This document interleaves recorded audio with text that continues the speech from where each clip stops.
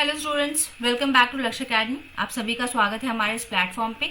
यहाँ पे हम अपना असिस्टेंट अकाउंटेंट की प्रिपरेशन कर रहे हैं। मॉर्निंग में हमने थ्योरी क्लास ली है, उसी का अभी मॉक है आपका। ठीक है, आज क्लास नंबर 4 हुआ था हमारा, जिसमें हमने पार्टनरशिप मॉर्निंग में देखा है, पार्टनरशिप का थ्योरी पोर्शन देखा है, उसी का अभी मॉक है आपका। ठीक है, this is your mock number 4।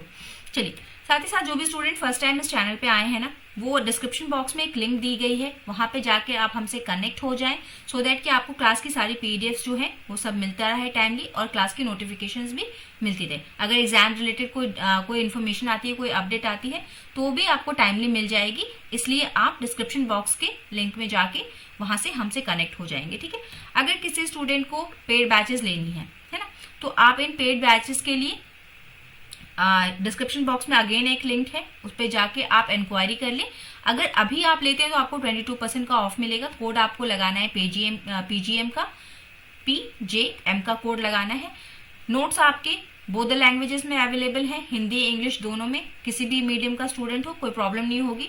MCQs more than 20,000 MCQs हैं, from easy level to difficult level. आप यहाँ से अपनी प्रैक्टिस बखूबी कर सकते हैं। लाइव एंड रिकॉर्डेड क्लासेस हैं, पीडीएफ नोट्स अवेलेबल है, मॉक एंड थ्योरी क्लासेस है, और सारा का सारा यूनिट आपका कवर किया जाएगा। तो ये सारी जो इन्फॉर्मेशन थी ना, या आपके बैच के रिगार्डिंग थी, तो जिन भी स्टूडेंट्स को लेना हो वो परचेज कर सकते हैं। चलिए आते हैं हम अपनी क्लास पे। देखिए, आपके स्क्रीन पे क्वेश्चन नंबर 1 ये रहा। बहुत ही बेसिक से स्टार्ट करेंगे हम। क्वेश्चन नंबर 1 आपकी स्क्रीन पे है, to start a partnership business what should be the minimum number of partners. एक साझेदारी व्यवसाय को शुरू करने के लिए साझेदारों की न्यूनतम संख्या कितनी होनी चाहिए, बताएंगे। 2, 10, 4, 20। न्यूनतम संख्या बताएंगे आप कितनी होनी चाहिए। देखिए, न्यूनतम संख्या सबको पता है, क्लास में हमने डिस्कस भी किया है। ये कितनी होनी चाहिए आपकी, ये होंगे आपके 2, है ना। चलिए, जिन्होंने भी 2 आंसर दिया है, they are very much correct. बहुत सही है कि ये हमारा कितना होना चाहिए, 2 होना चाहिए। क्वेश्चन नंबर 2 नेक्स्ट देखेंगे। What type of agreement is used to form a partnership business. किस तरीके का साझेदारी व्यवसाय बनाने के लिए किस प्रकार के समझौते का उपयोग किया जाता है। ठीक है, रिटन एग्रीमेंट होना चाहिए, ओरल एग्रीमेंट होना चाहिए, रिटन या ओरल दोनों में से कोई भी हो सकता है, या नन ऑफ द अबव। लिखित समझौता, मौखिक समझौता, लिखित या मौखिक दोनों में से कोई भी चलेगा, या फिर इनमें से कोई नहीं, बताएंगे जी। ये क्या है आपका, दोनों ही हो सकता है, लिखित और मौखिक दोनों ही आपका, दोनों तरीके का ये एग्रीमेंट आपका जो है ये हो सकता है। ठीक है, क्वेश्चन नंबर 3 आएंगे। क्वेश्चन नंबर 3 पे, क्वेश्चन नंबर 3 आपका कह रहा है कि is a partnership considered as a separate legal entity. क्या आपका जो पार्टनरशिप है वो क्या साझेदारी फर्म को एक अलग कानूनी इकाई माना जाता है। नहीं, हाँ, या फिर आंशिक रूप से हाँ, बताएंगे इसका आंसर। क्लास में हमने डिस्कस किया है जी। इसका करेक्ट आंसर क्या है आपका, नहीं। ये एक पृथक नहीं माना जाता। दोनों यहाँ मतलब कि जो पार्टनर्स होते हैं, पार्टनर्स का मतलब है पार्टनरशिप फर्म, और पार्टनरशिप फर्म का मतलब है पार्टनर्स। दोनों पृथक नहीं है, दोनों एक ही है, हम दोनों को एक ही मानते हैं। ठीक है, क्वेश्चन नंबर 4 नेक्स्ट क्वेश्चन करेंगे आप। What is partnership firm agreement. साझेदारी फर्म समझौता क्या है इनमें से। पार्टनरशिप एक्ट को आप कहते हैं, पार्टनरशिप डीड को कहते हैं, एग्रीमेंट को कहते हैं, पार्टनरशिप कॉन्ट्रैक्ट को कहते हैं। साझेदारी फर्म समझौता से क्या तात्पर्य है। साझेदारी अधिनियम, साझेदारी विलेख, साझेदारी समझौता, या साझेदारी अनुबंध।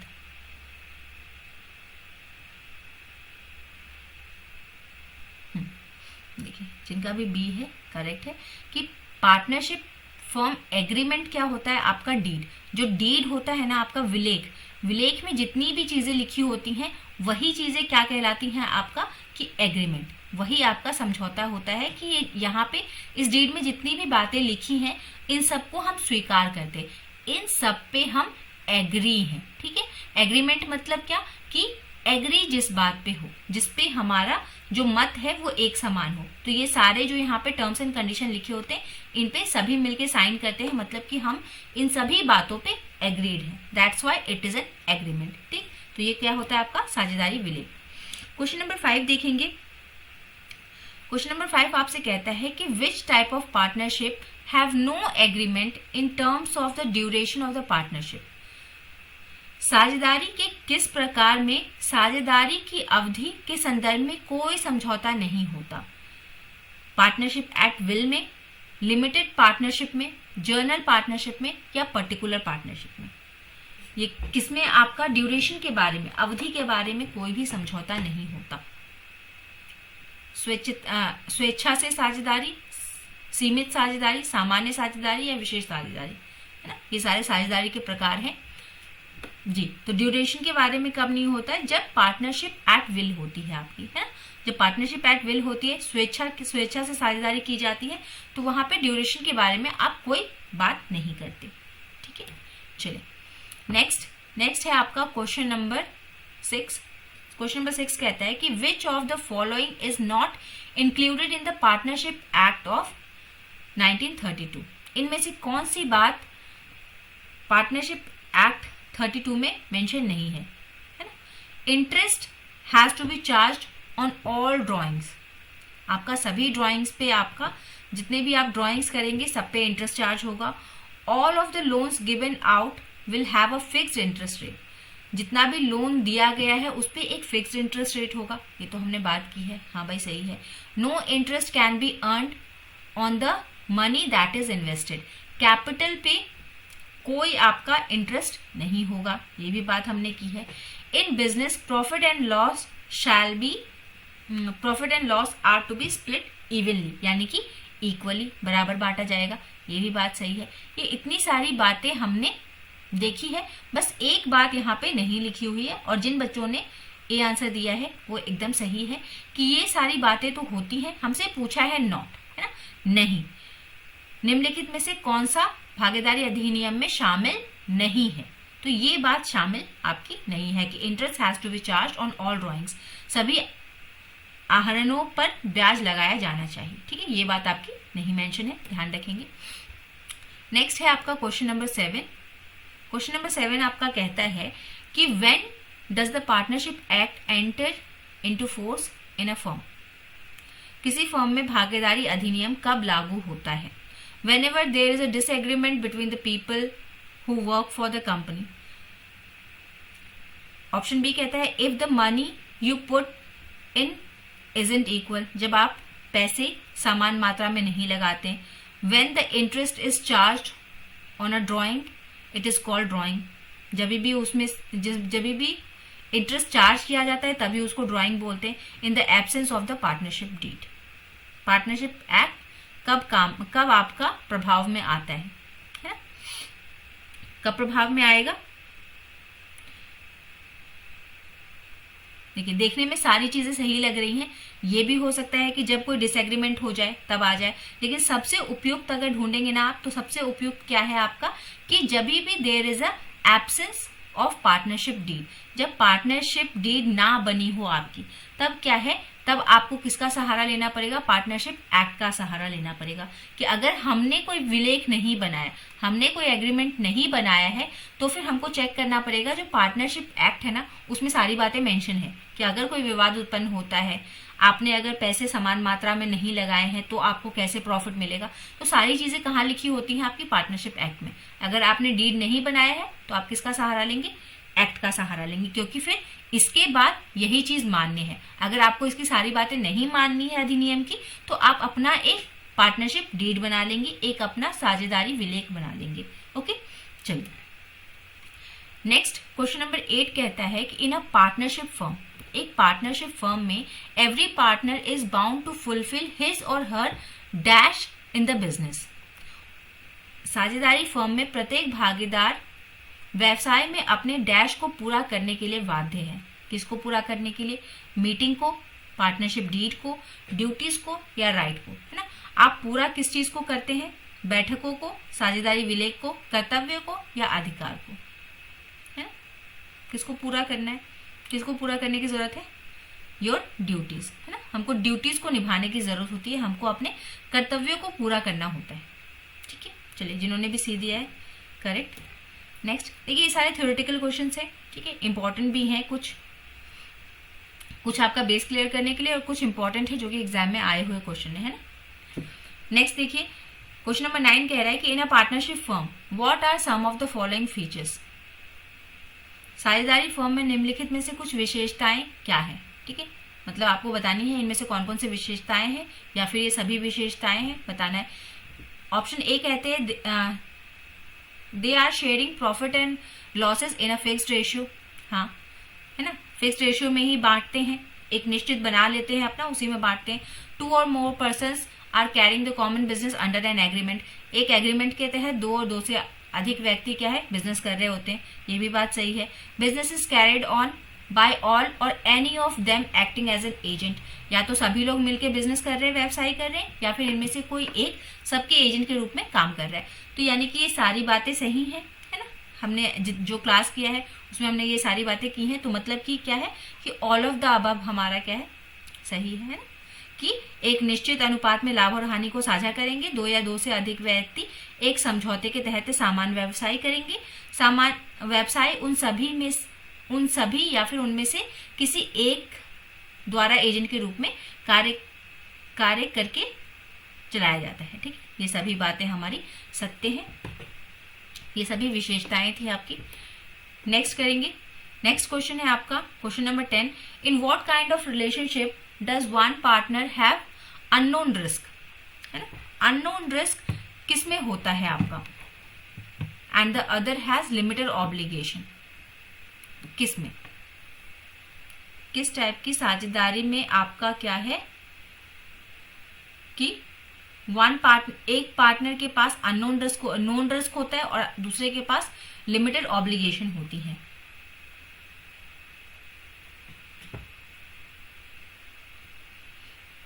पहला है particular partnership, limited liability partnership, general partnership, partnership at will provides no reason, ठीक है। विशेष भागीदारी में,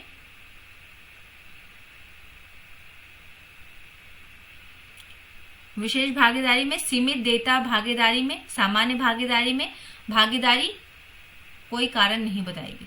देखिए यहाँ पे नोन रिस्क या फिर लिमिटेड ऑब्लिगेशन, ये कहाँ पे होता है आपका, लिमिटेड लायबिलिटी पार्टनरशिप में, यानी कि इसी को हम क्या बोलते हैं, LLP बोलते हैं ना, लिमिटेड लायबिलिटी पार्टनरशिप। इसमें क्या है कि जो पार्टनर्स हैं उनको पता होती है कि उनकी देनदारियां कितनी हैं, सीमित होती हैं उनकी, है ना, असीमित नहीं है। जैसे कि अगर सिर्फ जर्नल पार्टनरशिप की बात करें, सिर्फ पार्टनरशिप अगर हम बोले तो उसमें क्या है कि बिजनेस मतलब पार्टनर और पार्टनर मतलब बिजनेस। अब जितना भी बिजनेस पे जो आपका जितना भी लोन और बोरोइंग्स होंगी ना, वो सारी पार्टनर्स की हो जाएंगी, उसकी कोई सीमा नहीं है। बट लिमिटेड लायबिलिटी पार्टनरशिप में क्या है कि एक पार्टनर को पता होगा कि उसका रिस्क बिजनेस में कितना है, उसको कितने तक का रिस्क बेयर करना है, ठीक है, उसकी ऑब्लिगेशंस कितनी है, दायित्व उसके कितने हैं, वो पता होता है लिमिटेड लायबिलिटी पार्टनरशिप में, ठीक है। मतलब पार्टनरशिप का एक सेफर वर्जन है ये, इसमें आप ज्यादा सेफ हैं इस टाइप के पार्टनरशिप में, ठीक है। चलिए नेक्स्ट क्वेश्चन कहता है कि what is a partner by estoppel, estoppel द्वारा भागीदारी का क्या तात्पर्य है। ऑप्शन ए कहता है कि an invested person who is involve in the daily operations of the partner, daily operations वाला कौन होता है आपका, एक्टिव, ठीक है, ये एक्टिव पार्टनर होता है। दूसरा कह रहा है a person who provide some capital for the business but who does not take an active part in the management of the business, ये कौन होता है आपका, ये होता है स्लीपिंग पार्टनर, ठीक है। थर्ड आपसे कह रहा है a person who holds himself out of the partner or permits a partner to hold him out, यानी कि नॉमिनल वाला, नाम मात्र वाला। और a person who gives impression to the others that he or she is an partner of the firm, मतलब जो एक ऐसा व्यक्ति जो दूसरों को यह आभास देता है कि वो फर्म में भागीदार है, वो कौन होता है, पार्टनर बाय एस्टॉपल। तो ये आपका करेक्ट आंसर है इसका, ठीक है। जिन्होंने भी डी दिया है बिल्कुल करेक्ट, और जिन्होंने नहीं दिया है तो यहाँ से आपको 3 तरीके के पार्टनर्स के बारे में पता चले कि जो डेली ऑपरेशंस करता है वो एक्टिव है, जो आपका सिर्फ कैपिटल प्रोवाइड कराए और बाकी बिजनेस ना करे वो कौन है? जो मैनेजमेंट में पार्ट ना ले वो कौन है? स्लीपिंग है। और जो दोनों ही चीजों से अपने आप को बाहर रखे, इन्वेस्टमेंट से भी, वो कौन है आपका? नॉमिनल वाला। ठीक है, चलिए नेक्स्ट आए, what percentage of partners capital is charge interest on without partnership deed. अगर पार्टनरशिप डीड नहीं बनी है, ठीक है, अगर साझेदारी विलेख नहीं बनाया गया है, तो पूंजी पे, पार्टनर्स के कैपिटल पे कितना इंटरेस्ट जाएगा? 6%, 12%, 14% या फिर नो इंटरेस्ट इज लेविड? आपको बताना है। देखिए परसेंटेज देके डायरेक्ट आंसर मत टिक कर दीजिएगा, है ना। बहुत से स्टूडेंट लगा रहे हैं 6%, ये नहीं होगा आपका। देखिए ये क्या कह रहा है, पहले तो आपको चेक करना है शब्द कौन सा है। यहाँ कैपिटल लिखा है, अगर कैपिटल लिखा हो, ड्राइंग लिखा हो, ठीक है, तो इन सब पे कोई इंटरेस्ट नहीं लगता। नो इंटरेस्ट इज लेविड, जिन्होंने डी दिया है वो करेक्ट है, बाकी किसी का करेक्ट नहीं है। ठीक है, कैपिटल और ड्राइंग पे कोई इंटरेस्ट नहीं लगेगा अगर आपने पार्टनरशिप डीड नहीं बनाई है। ठीक है, अगर पार्टनरशिप डीड नहीं बनी है तो सिर्फ आपको किस पे इंटरेस्ट मिलता है? एडवांसेस एंड लोन पे। ठीक है, अगर आपने कोई लोन या एडवांस दिया है बिजनेस में तो उस पे आपको 6% पर एनम के रेट से इंटरेस्ट मिलेगा, अदरवाइज कुछ नहीं। ठीक है, चलिए next question number 13। Question number 13 कह रहा है कि इन the absence of the partnership agreement, अगर कोई पार्टनरशिप एग्रीमेंट आपने नहीं बनाया, how will the earnings will be split among the partners. अगर नहीं बनाया है तो आप जो आपकी आय है उसको कैसे बांटेंगे, है ना, बराबर, depending on the capital invested, जितना आपने कैपिटल इन्वेस्ट किया है उसके अनुसार, अनइक्वल, ठीक है, असामान्य रूप से, depending on the work experience के, कार्य अनुभव के आधार पर। ये आप कैसे करते हैं? इक्वल करते हैं।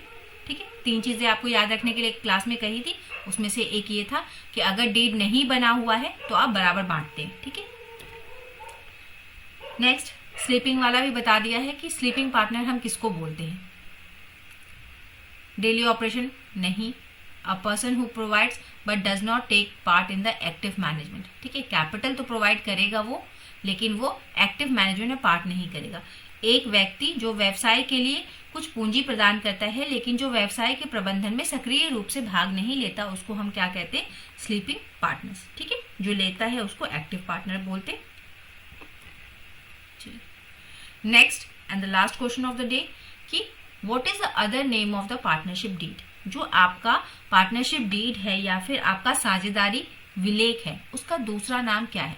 Article of association, prospectus, principles of partnership या आर्टिकल ऑफ पार्टनरशिप, क्या बोलते हैं? बताएंगे आप।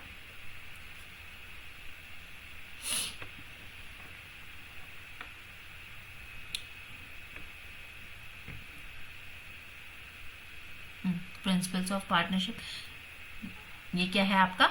आर्टिकल ऑफ पार्टनरशिप, ना आर्टिकल ऑफ एसोसिएशन ना फिर प्रिंसिपल ऑफ पार्टनरशिप। ये क्या है आपका? Article of partnership. ठीक है, आर्टिकल किस लिए? क्योंकि आंतरिक मामलों में जो आंतरिक मामले होते हैं पार्टनरशिप की, कैसे वो चलेगा, कैसे उसके बारे में सारी चीजें होंगी, वो सभी बातें आपको बताते हैं, इसलिए आर्टिकल ऑफ पार्टनरशिप। तो ये आपके कुछ 15 क्वेश्चंस थे बेसिक से, है ना, जो पार्टनरशिप का जो बेसिक है उससे आपके ये 15 क्वेश्चंस थे। बाद बाकी नेक्स्ट चीज है जो न्यूमेरिकल वाला पार्ट है, प्रैक्टिकल वाला पार्ट है, वो हम कल करेंगे। ठीक है, कल की क्लासेस में हम दोनों चीजें करेंगे, उससे रिलेटेड एमसीक्यूज भी, कुछ न्यूमेरिकल्स भी छोटे छोटे कर लेंगे, और क्या है आपका जो बाकी पूरा फॉर्मेट वगैरह है ना, उसको भी हम देख लेंगे। ठीक है, जितना हो पाएगा, जितना पॉसिबल है उतना हम कर लेंगे। Thank you everyone, have a nice and wonderful day. Thank you, good night.